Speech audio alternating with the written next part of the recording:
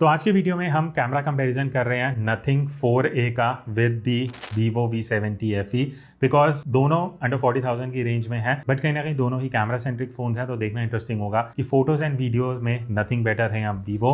आप अपने views comment करके बता सकते हो। Starting with the camera setup, अब Vivo V70 FE में आपको पीछे की तरफ दो कैमरा का सेटअप मिलता है। 200 मेगापिक्सल का प्राइमरी सेंसर है 1/1.56 इंच का, बट सिर्फ 8 मेगापिक्सल का आपको अल्ट्रा वाइड एंगल सेंसर मिलेगा विच इज 1/4 इंच। और आगे की तरफ आपको 32 मेगापिक्सल का एक सेल्फी कैमरा मिल जाता है। वही अगर मैं नथिंग 4a की बात करूं, यहाँ पे आपको 3 कैमरा मिलेंगे। 50 मेगापिक्सल का प्राइमरी सेंसर 1/1.57 इंच, 50 मेगापिक्सल का ही डेडिकेटेड टेलीफोटो कैमरा है 3.5x के साथ 1/2.75 इंच का, बट यहाँ पे भी आपको सिर्फ 8 मेगापिक्सल का ही अल्ट्रा वाइड सेंसर मिलने वाला है 1/4 इंच का। और आगे की तरफ यहाँ भी 32 मेगापिक्सल का सेल्फी कैमरा है। तो स्टार्ट करते हैं फोटोज के डिफरेंस के साथ। आप यहाँ पे साइड बाय साइड दोनों की फोटोज देख सकते हो।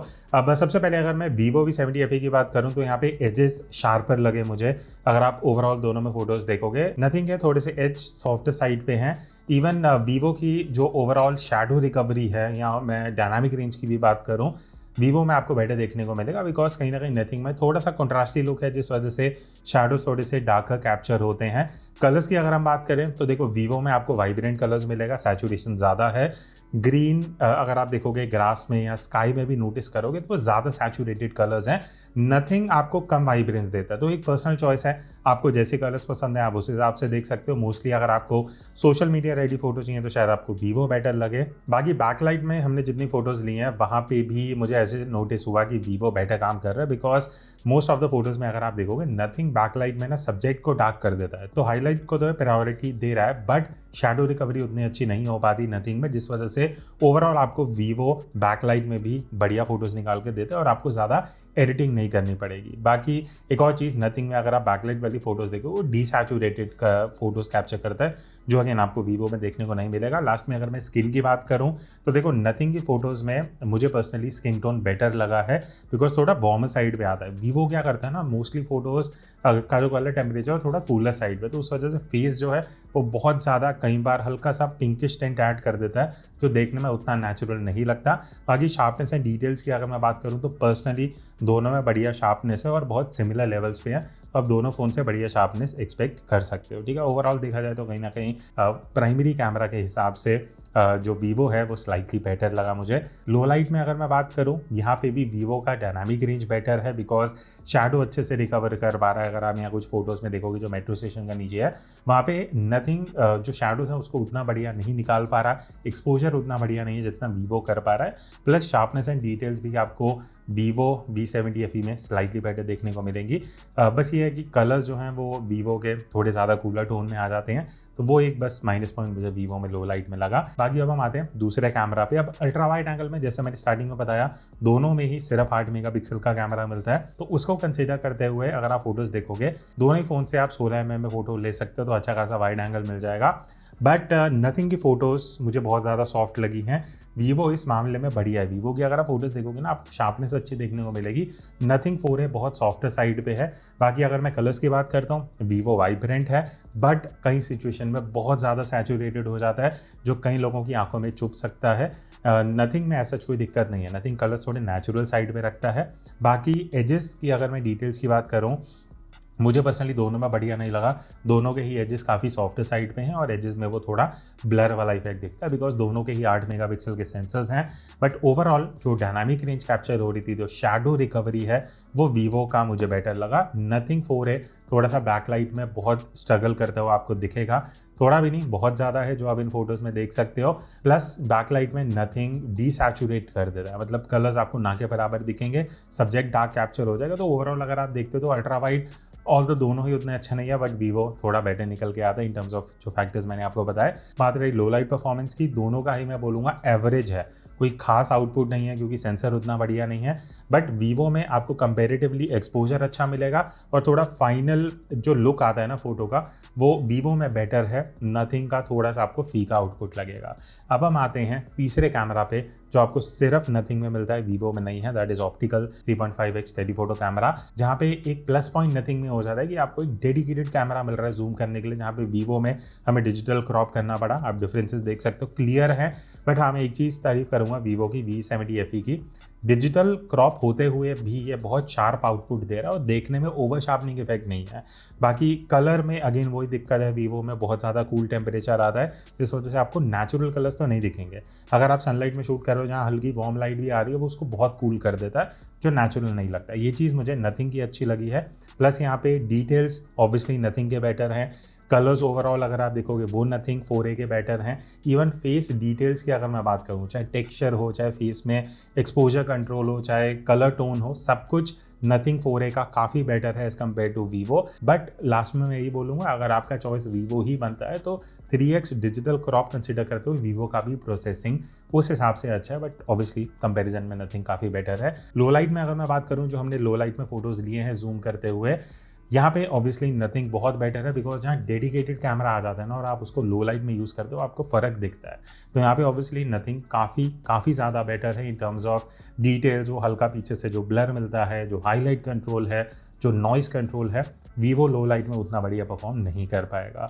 बाकी अब हम आते हैं पोर्ट्रेट मोड की बात करने। पहले प्राइमरी कैमरा से बात कर लेते हैं। अब यहाँ पे पहली चीज़, नथिंग मुझे बैकलाइट में स्ट्रगल करता हुआ दिखा, जो आप इन फोटोज़ में ऑब्वियसली देख सकते हो। कलर्स उतने बढ़िया नहीं है, सब्जेक्ट डार्क रह जाता है। बट दोनों में एक चीज़ अच्छी है कि अच्छे डिस्टेंस से आप पोर्ट्रेट फुल बॉडी शॉट ले सकते हो, ठीक है। बट वीवो में अगेन यहाँ भी ड्रॉबैक है कि मुझे बहुत ज़्यादा कॉन्ट्रास्टी आउटपुट लगा और स्किन टोन बहुत ज़्यादा अगेन कूलर साइड पे। नथिंग का एक तो डायनामिक रेंज आपको बेटर मिलेगा, कलर्स ओवरऑल बेटर हैं।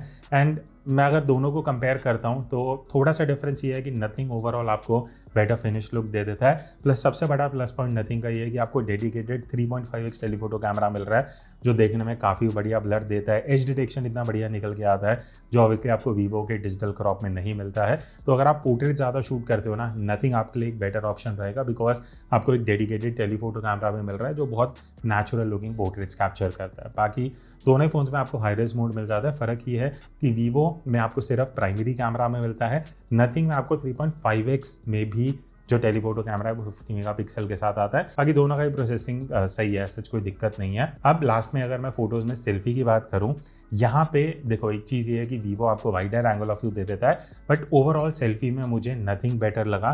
क्यों? बिकॉज वीवो का जो फेस है वो बहुत ओवर एक्सपोज कैप्चर होता है। आप देखना फेस पे जब लाइट आ रही है ना एक साइड से, वो बहुत ज़्यादा ब्राइट हो रहा है, बर्न कर रहा है फेस को। वो चीज़ मुझे नथिंग में नहीं दिखी। तो ओवरऑल अगर आप सेल्फी ज़्यादा लेने वाले हो, कलर्स, डायनामिक रेंज, सब कुछ आपको नथिंग में बेटर मिलेगा। इवन पोर्ट्रेट सेल्फी जो कैप्चर करी हमने यहाँ पे, एक तो वीवो बहुत ज़्यादा ओवर शार्प वाला इफेक्ट दे रहा है, जो नेचुरल बिल्कुल भी नहीं लगता है। बोके भी मुझे वीवो का फेक लगा। तो यहाँ पे भी नथिंग काफ़ी ज़्यादा बेटर सेल्फीज निकाल रहा है पोर्ट्रेट मोड पे। तो क्या आप भी अपने स्मार्टफोन कैमरा से कुछ इस तरीके की प्रोफेशनल फोटोज कैप्चर करना चाहते हो? आप ज्वाइन कर सकते हो मेरा 5 आवर्स का ऑनलाइन फोटोग्राफी कोर्स, जहाँ पे मैं आपको बेसिक्स ऑफ फोटोग्राफी सिखाने वाला हूँ कि कैसे आपको एक्सपोजर कंट्रोल करना है, कैसे सीन्स को कंपोज करना चाहिए, जब आप किसी भी सिचुएशन में फोटो ले रहे हो क्या क्या चीजें आपको ध्यान रखनी चाहिए, फोटोज कैसे एडिट करनी है, ये सारी चीजें हम इस कोर्स में सीखने वाले हैं। तो बाकी की डिटेल्स आपको जो डिस्क्रिप्शन में लिंक है वहां जाके मिल जाएंगी। और 750 से ज्यादा मोबाइल फोटोग्राफर्स ऑलरेडी ये कोर्स अवेल कर चुके हैं और अभी स्पेशल ऑफर भी चल रहा है जहां पे आपको 20% डिस्काउंट मिलेगा using this coupon code. So join me on this journey and learn how to click better photos using any smartphone camera. अब हम आते हैं इस वीडियो के सेकंड सेगमेंट पे। अगर आप वीडियो के हिसाब से दोनों फोन में से एक लेने का प्लान कर रहे हो, तो सबसे पहले अगर प्राइमरी कैमरा की बात करें तो आप 4K 30 में वीडियो शूट कर सकते हो FPS पे, जो आप अभी आउटपुट देख रहे हो।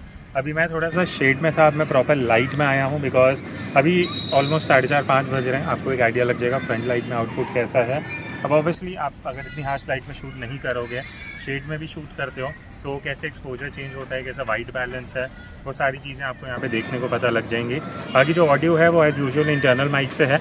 आसपास थोड़े झूलों की आवाज़ है, बच्चों की आवाज़ है, वो सब आपको ऑडियो से भी एक बेटर आइडिया पता लग जाएगा। और अभी मैं एक्सट्रीम बैकलाइट सिचुएशन है जहाँ पे आपको एक आइडिया लग जाएगा। अगर आप ऐसे शूट कर रहे हो जहाँ पे पीछे से लाइट है, सनसेट पीछे की तरफ से हो रहा है, तो एक आपको फेयर आइडिया दे देगा। ऑडियो इंटरनल माइक से है। बाकी हमने और काफ़ी सैम्पल्स लिए हैं, एक बार वो देख लेते हैं ताकि आप डिफ्रेंशिएट कर पाओ। यहाँ आपको बहुत सी चीज़ें क्लियर हो जाएंगी। सबसे पहले आप ये कंपैरिजन देखो। अब देखो, ऑल्दो आप प्राइमरी कैमरा से दोनों ही फोन्स में 4K में वीडियो शूट कर सकते हो, बट वीवो एक तो बहुत ज़्यादा क्रॉप ऐड कर रहा है, बट उस बेसिस पे आपको स्टेबलाइजेशन उतनी इंप्रूव नहीं मिल रही। दोनों में ही लगभग सेम स्टेबलाइजेशन है और दोनों में अच्छी है, बट वीवो में क्रॉप थोड़ा ज़्यादा है। बट जब मैं साइड बाई साइड वीडियो देखता हूँ ना, वीवो का जो फुटेज है, इट लुक्स लाइक कि आप एक 15,000 के फ़ोन से वीडियो शूट कर रहे हो, बिकॉज एक्सपोजर बिल्कुल भी अच्छा नहीं है, एक्सपोजर कंट्रोल अच्छा नहीं है, most of the video footage आपको ओवर एक्सपोज दिखेगी, तो कलर्स भी उतने बढ़िया नहीं है। जहाँ आप नथिंग से कंपेयर करते हो, रिच कलर्स हैं, डायनामिक रेंज ओवरऑल काफ़ी बेटर है, एक्सपोजर बहुत अच्छे से कंट्रोल हो रहा है, कहीं भी वीडियो ओवर एक्सपोज या अंडर एक्सपोज नहीं जा रही है। तो कंपैरिजन अगर आप देखते हो clearly nothing is much much much better and Vivo video में बिल्कुल भी मैं रेकमेंड नहीं कर सकता फॉर दिस प्राइस रेंज, जो आप इस कंपैरिजन में क्लियरली देख सकते हो।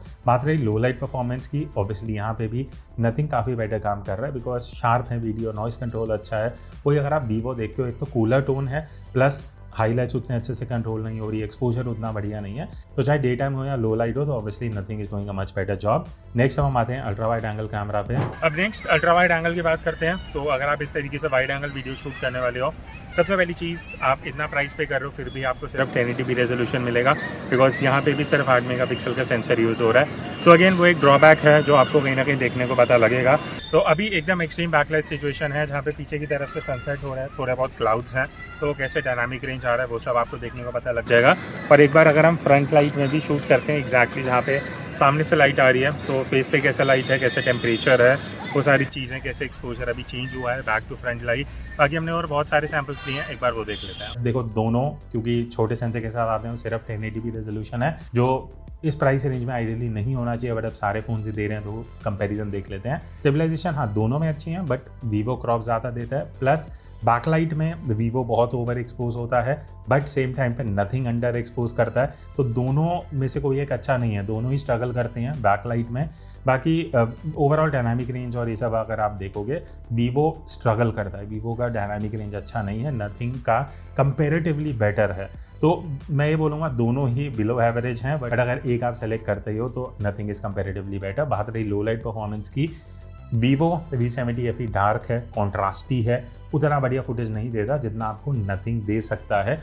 अगेन 1080p रेजोल्यूशन उतना बढ़िया नहीं है, बट जब हम कंपेयर कर रहे हैं तो नथिंग आपको बेटर आउटपुट देगा। एंड सबसे बड़ा बेनिफिट अब बात करते हैं, दैट इज टेलीफोटो कैमरा। बाकी अगर टेलीफोटो जूम की बात करूं तो यहाँ पे आपको Vivo V70 FE में 2x डिजिटल क्रॉप का ऑप्शन मिल जाता है। यहाँ पे कोई टेलीफोटो कैमरा नहीं है कंपेयर टू नथिंग जहाँ पे हम 3.5x टेलीफोटो कैमरा यूज़ कर रहे हैं। तो यहाँ से एक आपको थोड़ा सा आइडिया लग जाएगा फेस कैम वीडियो में कैसे जूम करके रिजल्ट्स आते हैं। बाकी और डिफरेंट सैम्पल्स देखते हैं। अगर आप वीडियो शूट करते हो, आप कंटेंट क्रिएटर हो, आपको टेलीफोटो कैमरा रिक्वायर्ड है, आप वीवो से ऑब्वियसली ऑप्टिकल जूम नहीं कर सकते, आपको डिजिटल क्रॉप करना पड़ेगा। कंपैरिजन में आप देख सकते हो 2x है वीवो, बट नथिंग में डेडिकेटेड टेलीफोटो कैमरा है जो 3.5x पे 4K रेजोल्यूशन में शूट करता है without any crop, dedicated camera है। तो obviously nothing is much much better.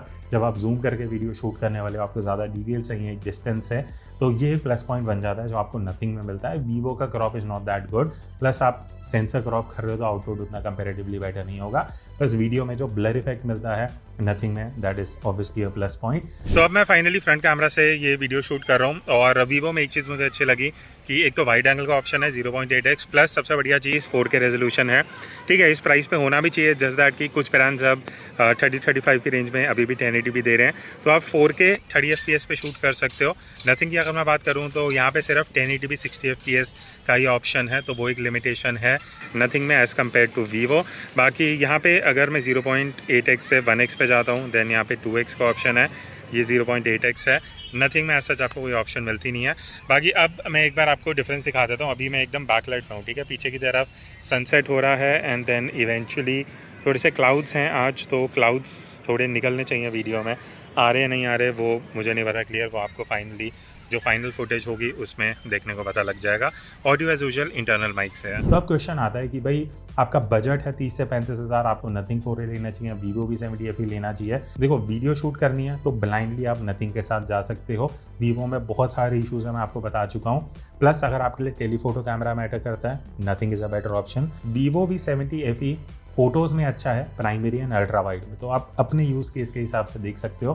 Photos चाहिए तो वीवो हो गया, टेलीफोटो एंड वीडियो चाहिए तो नथिंग हो गया। ठीक है, आपके क्या व्यूज़ हैं, do comment and let me know. And इनके डेडिकेटेड रिव्यूज़ हम मेन चैनल पे डाल चुके हैं, कुणाल मल्होत्रा, वो आप जाके देख सकते हो। एंड और कोई कंपैरिजन चाहिए तो वो भी कमेंट्स में बता देना। दैट्स इट, मिलते हैं नेक्स्ट वीडियो में, तब तक take care and keep creating.